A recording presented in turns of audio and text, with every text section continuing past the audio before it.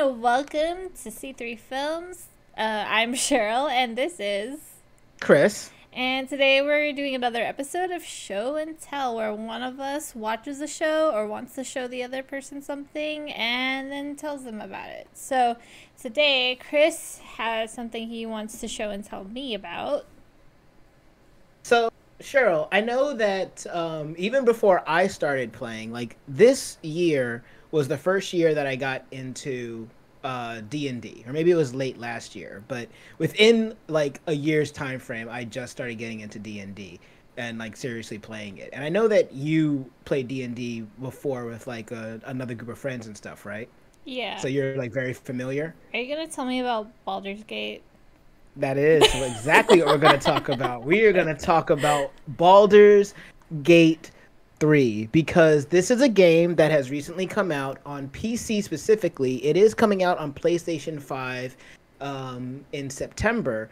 And I'm mentioning this game because I do think that it is something that you would enjoy playing. But the other thing about it is that it does have split screen co-op, so you could play on the same screen at home with your boyfriend if he also was into that type of thing.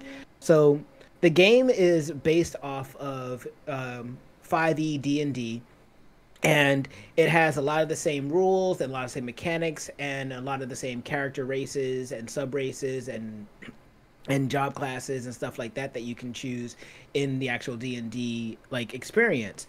And the game is phenomenal in the way that it creates this, like, because you would think to yourself, D&D is so freeform and so like choose your own adventure style, right? There's so much that you can do and that can affect the way like the game plays out. So how can you capture that same energy in a video game?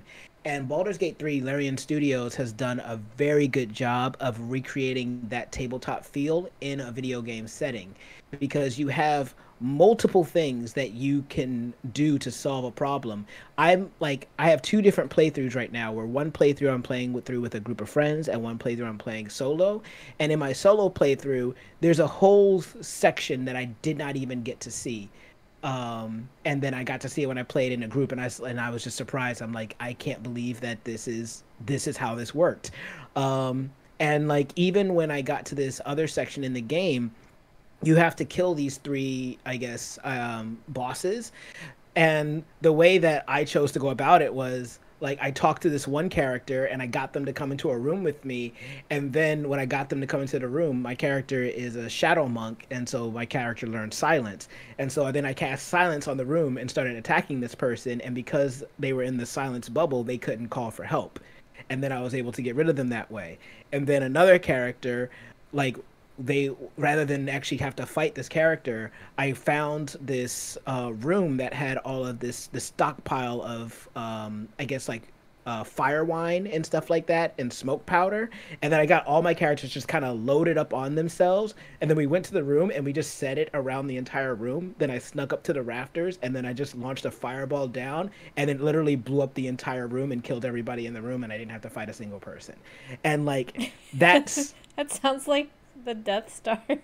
yes.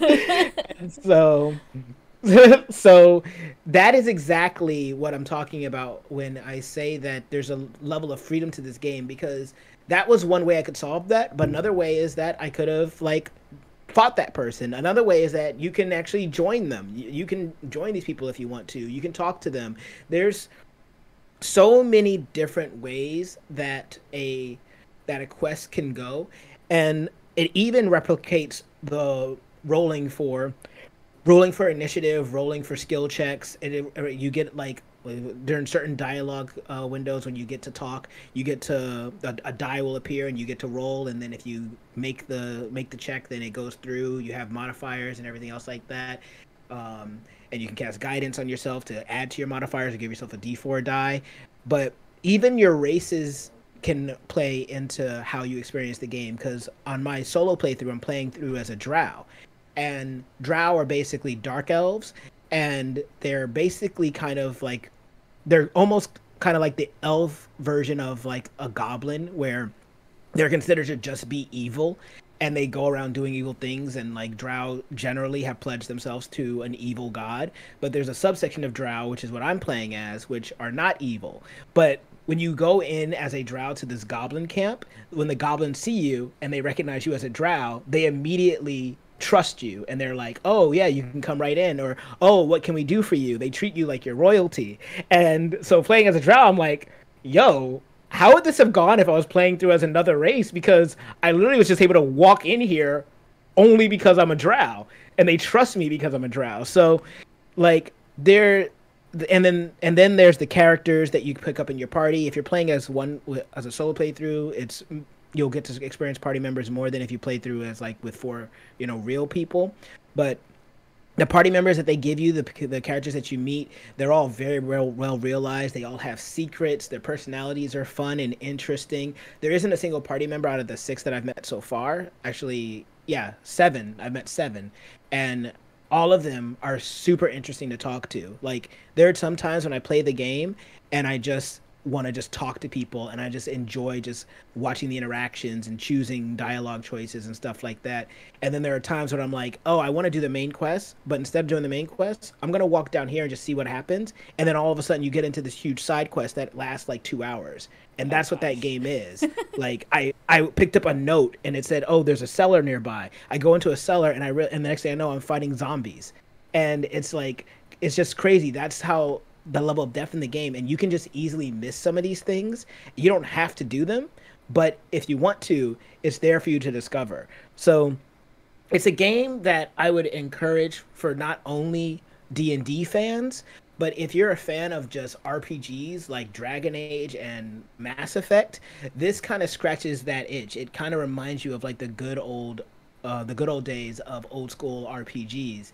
And the battling is turn-based, so it's not an action-based combat system, but the turn-based battle system is strategic, it's fun, and the game is also challenging. So you're not going to be just doing the same thing over and over again. When you get into battles, the game is going to push you to get creative and figure out some good ways to win. One of the other battles I got into, when I fought one of the bosses, it was across a chasm where there was a bridge getting there. As soon as the fight started, I destroyed the bridge so that reinforcements couldn't get over to help them. So, and that's the way you can play this game. It rewards creativity. Would you say that it's more fun to play with friends or on your own? Because when you're on your own, you're manning all the characters in your party. It's not just one person. Right. So I would say that I am like mixed right now, because when I played by myself, I feel like overwhelmed sometimes, because every character that you get is a D&D character, and like if you play D&D, you know how in-depth those character sheets get, and like with your skills and your modifiers and the things that you're mastered in or whatever. So like you get that for everyone, and you have to and you get all their moves, and you have to learn what they do, and it was overwhelming at first, and it still is a little bit, but I enjoy being able to like connect with my party members. But on the flip side, when I play with my friends, I only have my character to worry about, but I don't get to have the experience of connecting with party members because they don't come into your party when you have 4 real people. You can't swap them out. It's all just your characters that you chose to play. I mean, and you can choose to play as the origin characters when you're starting your game, but most people are going to choose to make their own characters, which is, I think is the way to have fun when you're playing with 4 people. But when you play with 4 people, another thing that happens is that you get to discover more, because everyone's kind of just like trying to like look around and touch things and do things. So that's why they found something that I didn't find on my solo playthrough. But at the same time, someone can do something that might cause some trouble, because somebody wants to pickpocket somebody while you're in town just exploring, and the next thing you know, the town is like chasing you out because of the fact that you stole something and they know it. So sounds like something I would do. Yeah, exactly. So you kind of just deal with it. Like, I remember when we first started, one of my friends decided to just attack some people because he saw them, and we ended up fighting and killing them. But then my other friend was considered to be an oath breaker because he killed good people. So because of the actions of one friend, it caused the other friend to no longer be able to follow his oath. So we had to reload the save because my friend did not want to break his oath. So that's the kind of thing you have to contend with when you're playing with friends, is that anything can happen. But that also can be the fun part about it, is that anything can happen, so it can be funny. Mm-hmm. So yes. Anyways, all right. That is everything I had to say about Baldur's Gate, guys. I think that you guys would all enjoy it. I think you should check it out. I think it's a really fun game. It's very well made. It might be my game of the year. By the end of the year, we'll see. Like, there's some good games. This has been a great year of gaming, but Baldur's Gate 3 is definitely one of the best games to come out this year. All I really know about it, besides just having some background on D&D, is that my boyfriend's been playing it and he cannot like get off. The only reason why he's not playing now, obviously, because I'm on the computer, but it's been hot, so it's been hard to play because the computer makes the room hot. Right. Well, I mean, and I think that's why when it comes out on PlayStation, you can get it on PlayStation 5 and just play it on PlayStation 5. Yeah, I was thinking I could play on PS5 while he... Oh, can we use cross-platforms? I know there's cross saves. I don't know if it's cross-platform yet. I'm just wondering if, like, he and I can play together. Yeah, but I also don't know if he can tolerate my bullshit. Maybe not. At the same time, it's still a game that's worth experiencing. So, like, it's one of those things, like, I wouldn't even mind playing with you again for another playthrough, but that would have to be after because I already have 2 playthroughs going on right now, so that would be a little hard for me. So I'd have to wait until I finish at least one of these. So I always end up playing a character that thinks that they're like lawfully good, but I'm actually chaotic evil. Jesus Christ. But my character doesn't know. Yeah. My character thinks that they're a good person. That's funny. I like that. That's pretty good. Sadly, the answer is no. Baldur's Gate 3 does not have crossplay, so PlayStation 5 and PC players are not able to join each other while exploring the vast world. That's unfortunate, but there is cross saves. So if he wanted to play his save on PlayStation 5, he could do that. But it doesn't look like you guys can play together if he's on PC and you're on PS5. Right. I want to say something to Playmat that I couldn't say before. He says, that now it's okay to set things on fire. Because remember this, the next time we play D&D? Listen, man, I got an idea from you.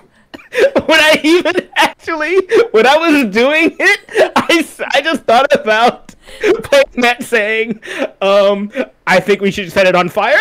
And I was like, you know what? He's actually right.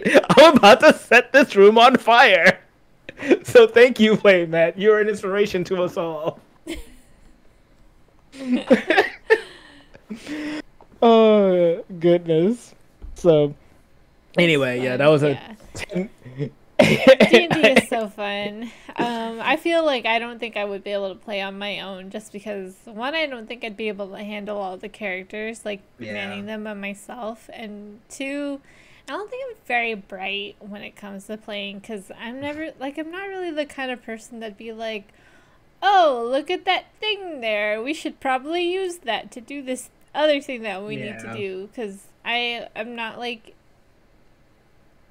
Maybe it's because like I'm not like a intense gamer. And so like it's a notable difference. Like my boyfriend says when he watches me play, he notices that I don't like see things that he like that are just like blazing at him because he's used to seeing those kind of things, whereas I'm not because I don't play that many games, or like I haven't like run through an entirety of a game that many times, and specific kinds of games as well. So yeah, it's something that you gain. It's a skill you gain over time. Yeah, I don't have that. So yeah, and that's fine. I think you'll find you've already started playing games better than you did like 3 years ago. Yeah, So you get it over time, but I understand, and I definitely think that in that way it can be more fun too, because then everybody can put their brains together. Like there are literal times because of how I play video games, I'm thinking to myself, just go forward, because I'm used to more linear games. So something that's more open, where it's like you don't have to fight to solve this problem. There's actually another way to solve this problem that doesn't involve fighting at all. Can you figure it out? That element, that layer, kind of it challenges me a little bit more. So because I know that, I'm more willing to experiment to see. I wonder what will happen if I do this, and that's what the game, I think, wants you to do. It wants you to play your way, but as you get more comfortable with it, I think you'll find that you'll decide that to say to yourself, let me try something and just see what happens, and maybe it works, maybe it doesn't, and then if it does, you'll feel like, oh my god, I'm a genius. Oh, I was gonna say, go back to the last save. Go back to the last save. Right? As Playmat said, weak mental.